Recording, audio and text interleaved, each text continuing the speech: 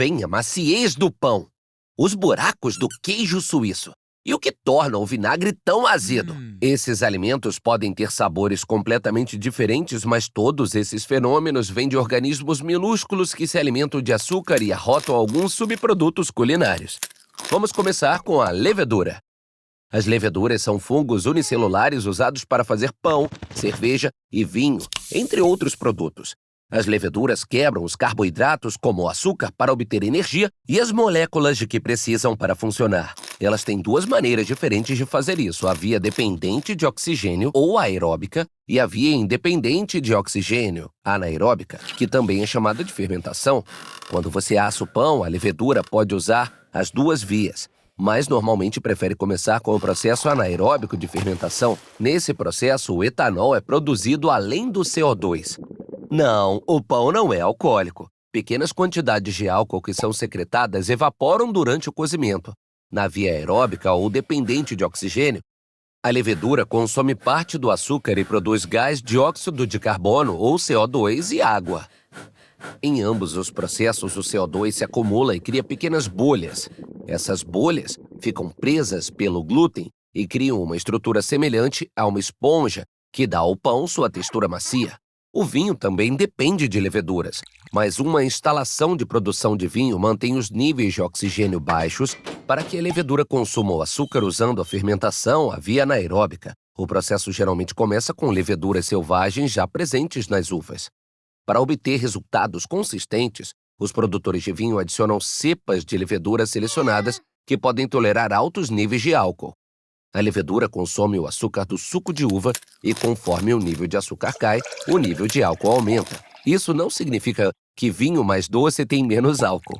Diferentes uvas têm diferentes quantidades de açúcar e ele também pode ser adicionado. O que acontece com o dióxido de carbono? Ele sai borbulhando por uma abertura. Em bebidas alcoólicas, carbonatadas, como champanhe e cerveja, são usados recipientes selados na fermentação para manter o dióxido de carbono na garrafa. O vinho também nos apresenta o segundo tipo de micro-organismo produtor de alimentos, as bactérias. Uma cepa especial de bactérias transforma um composto ácido do suco de uva em compostos de sabor mais suave, responsáveis por alguns dos sabores dos vinhos tintos e chardonnays. Outro tipo de bactéria, chamada bactéria do ácido acético, não é tão desejável no vinho, mas ela também tem sua função.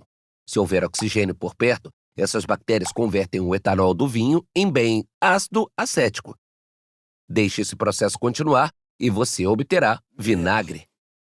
As bactérias também são importantes para o queijo. Para fazer queijo, o leite é inoculado com bactérias. As bactérias devoram a lactose, um tipo de açúcar, e produzem ácido lático, além de muitos outros produtos químicos. Conforme o leite se torna mais ácido, suas proteínas começam a se agregar e coalhar, e é por isso que o leite estragado é grumoso. Os fabricantes de queijo adicionam uma enzima chamada coalho, encontrada dentro de vacas, cabras e alguns outros mamíferos para ajudar nesse processo. Por fim, essas pequenas coalhadas se transformam em coalhadas maiores, que são pressionadas para espremer a água e criar um queijo firme. Diferentes cepas de bactérias produzem diferentes tipos de queijo. Por exemplo, uma espécie de bactéria que emite dióxido de carbono é o que dá ao queijo suíço seus buracos. Alguns queijos, como o brie e o camembert, também usam outro tipo de micro-organismo, o mofo.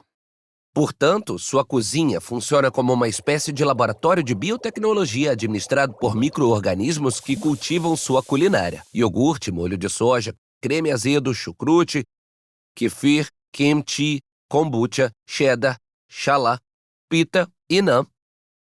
Mas talvez nem todos no mesmo jantar.